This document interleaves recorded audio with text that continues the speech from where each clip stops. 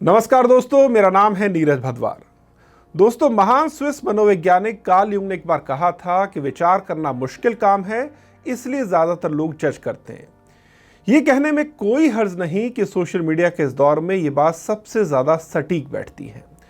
अगर कोई मोदी को नापसंद करता है तो ट्विटर पर उन्हीं लोगों को फॉलो करता है, उन्हीं की वीडियो देखता है जो लगभग एजेंडे के तहत बताते हैं कि कैसे मोदी ने देश का बेड़ा गर्क कर दिया है।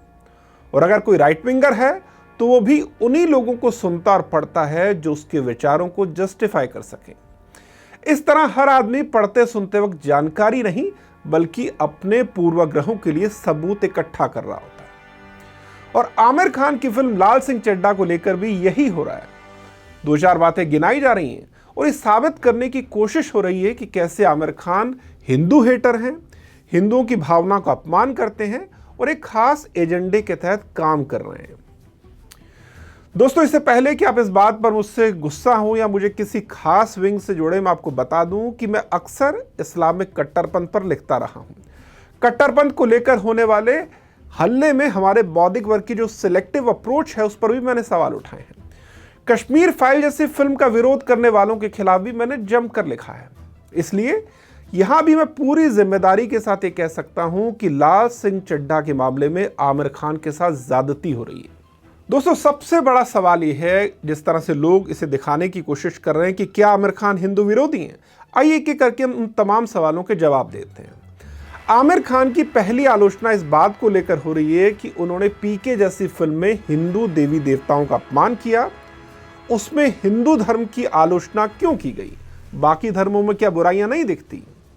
तो इस पर मेरा ये कहना है कि पहले तो पीके में धर्म की बुराई नहीं की गई बल्कि हिंदू धर्म के नाम पर जो लोग जनता को बेवकूफ बना रहे हैं उनकी आलोचना की गई थी। अब यह जरूर कहा जा सकता है कि उस आलोचना में फिल्म एक आधी जगह थोड़ी हाश हो गई थी, मगर मोटे तौर पर उसमें जो बातें उठाई गई वो ठीक थी। फिल्म ने फ्रॉड बाबाओं पर निशाना साधा, तो उसमें गलत क्या था? क्या हमारे समाज में फ्रॉड बाबा आपको नहीं दिखते हैं? अब जो लोग समाज का हिस्सा हैं और फिल्म भी अगर ऐसे ही लोगों पर बात कर रही है तो फिर आपत्ति क्या है? फिल्म के लेखक डायरेक्टर हिंदू हैं, उन्होंने जीवन भर अपने आसपास जो चीजें देखी उसे फिल्म के माध्यम से दिखा दिया, तो क्या गलत किया? जब बुराई हर धर्म के मानने वाले लोगों में है और उसमें हिंदू धर्म भी है, तो डायरेक्टर जानबूझकर हिंदू होते हुए भी मुस्लिम धर्म की बुराइयां दिखाने के लिए फिल्म क्यों बनाएगा? बावजूद इसके पीके में सिर्फ लीड रोल के लिए आमिर को दोषी मानेंगे तो ये बात तो ओ माई गॉड वाले अक्षय कुमार और परेश रावल पर भी लागू हो जाएगी। अक्षय ने फिल्म रिलीज होने से पहले भी कुछ ऐसे बयान दिए थे जिसे आधार बनाकर उनकी फिल्मों का बहिष्कार हो सकता था, मगर तब तो ऐसा नहीं हुआ। उल्टा कुछ लोगों ने तो आज अक्षय कुमार को हिंदू हृदय सम्राट बना रखा है और उस फिल्म में जो परेश रावल थे वो तो आगे चलकर बीजेपी की तरफ से एमपी भी बने। अब दूसरा सवाल जो लोग पूछ रहे हैं कि आमिर खान ने हिंदू धर्म में जो कुछ बुराइयां थी उन पर तो फिल्म बनाई, लेकिन वो ऐसा इस्लाम को लेकर क्यों नहीं करते? तो उस पर भी मैं आपको बता दूं, क्या लोग सीक्रेट सुपरस्टार फिल्म को भूल गए हैं? इन्हीं आमिर खान ने सीक्रेट सुपरस्टार जैसी एक फिल्म भी बनाई थी जिसमें उन्होंने दिखाया था कि कैसे एक घरेलू मुस्लिम महिला अपनी बच्ची के सिंगिंग करियर के लिए अपने कट्टरपंथी शौहर से मिन्नतें करती है, उसके हाथों पिटती है, लेकिन हार नहीं मानती और आखिर में बच्चे के सपनों के लिए वो अपने शौहर तक को छोड़ देती है।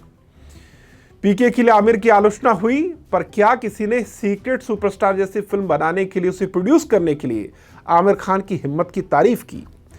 हिम्मत इसलिए क्योंकि कट्टरपंथी इस्लामिक गाने को इस्लाम में हराम मानते हैं।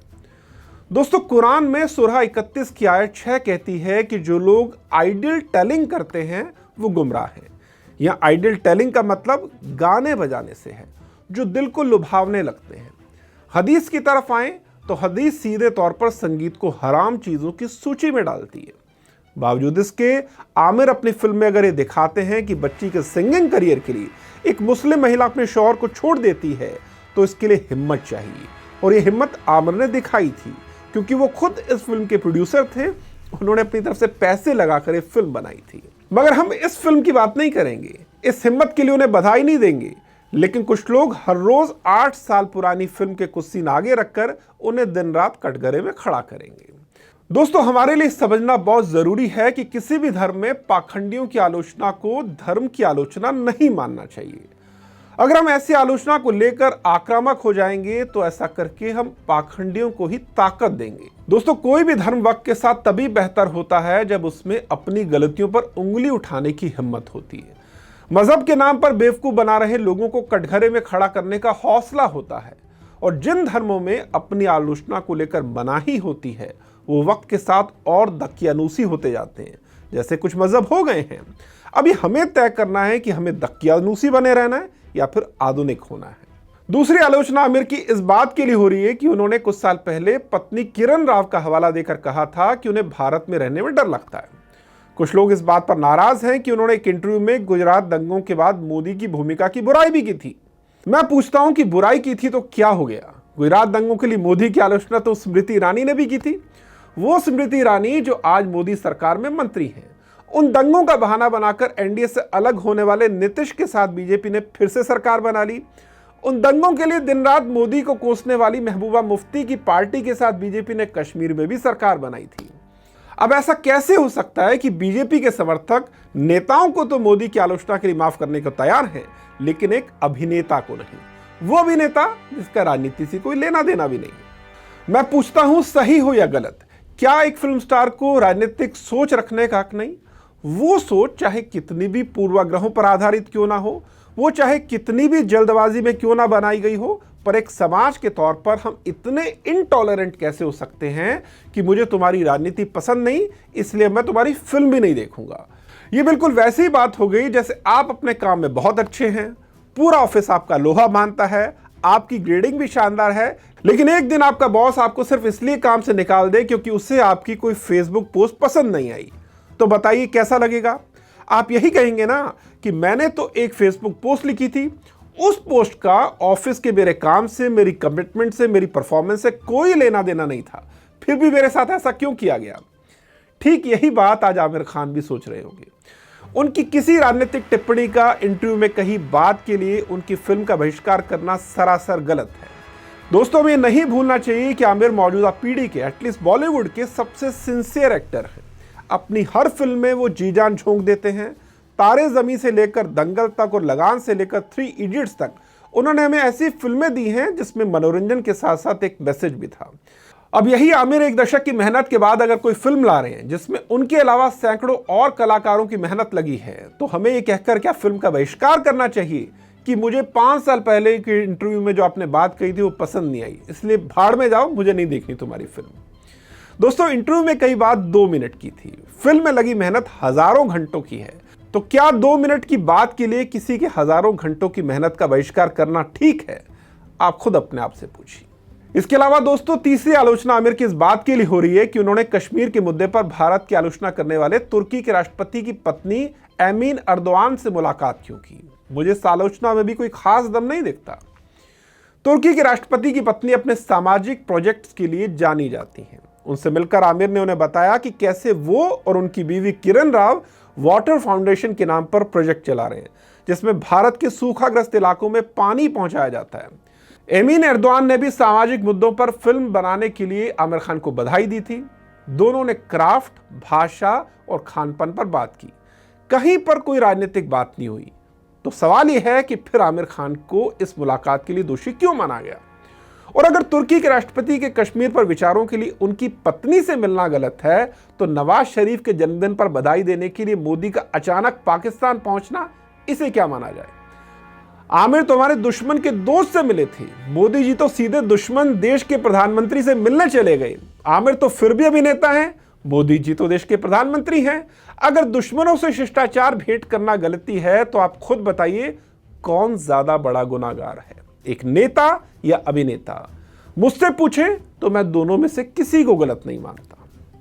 देखिए, मुझे इससे कोई आपत्ति नहीं है कि किसी इंसान की राजनीतिक सोच क्या है, आपने अपनी सोच कैसे बनाई है, मुझे ये नहीं जानना। लेकिन एक समाज के तौर पर हमें ये जरूर समझना होगा कि एक इंसान की पूरी शख्सियत सिर्फ उसकी राजनीतिक सोच नहीं होती है, वो अपनी राजनीतिक सोच के अलावा भी बहुत कुछ होता है। मगर अफसोस, आज हम हर इंसान को आंकने से पहले ये जरूर जानना चाहते हैं कि उसकी राजनीतिक विचारधारा क्या है। अगर घर का नलका ठीक करने एक प्लम्बर भी आया है, तो हम जरूर पूछते हैं कि भैया बताओ पहले 370 पर तुम्हारी सोच क्या है, फिर मैं नलका ठीक करवाऊंगा। दोस्तों मैंने 7 साल पहले एक सटायर लिखा था, एक व्यंग लिखा था जिसका टाइटल था बताओ हसोड़ तुम्हारी पॉलिटिक्स क्या है। मैं आपको व्यंग सुनाता हूँ, रेफरेंस थोड़ी चेंज कर देता हूँ। उसमें मैंने लिखा था मुझे विराट की खराब फॉर्म पर लिखे तुम्हारे जोक पर हंसी तो आ रही है, मगर मैं इसलिए नहीं हंसूंगा क्योंकि कृषि बिल से जुड़े तुम्हारे विचारों से मैं सहमत नहीं हूं। हंसी आएगी तब भी मैं मुंह में हाथ डालकर उसे रोक लूंगा, फिर भी नहीं रुकी तो अपनी फेसबुक फ्रेंड लिस्ट से तुम्हें हटा दूंगा, ताकि हंसाने वाला तुम्हारा कोई भी स्टेटस गलती से मेरे सामने ना आए। क्योंकि किसी की बात पर हंसने का मतलब है उससे प्रभावित होना, और ऐसे आदमी से प्रभावित होना मुझे कतई मंजूर नहीं जिसकी राजनीतिक सोच से मैं सहमत नहीं। और दोस्तों आज यही सबसे बड़ी त्रासदी है, जिस पॉलिटिक्स से ऊब कर हम मनोरंजन करना चाहते हैं, अब उन्हीं मनोरंजन करने वालों की कनपट्टी पर बंदूक रखकर हम उनसे पूछते हैं बताओ भाई तुम्हारी पॉलिटिक्स क्या है, फिर चाहे वो कंगना रनौत हो या आमिर खान।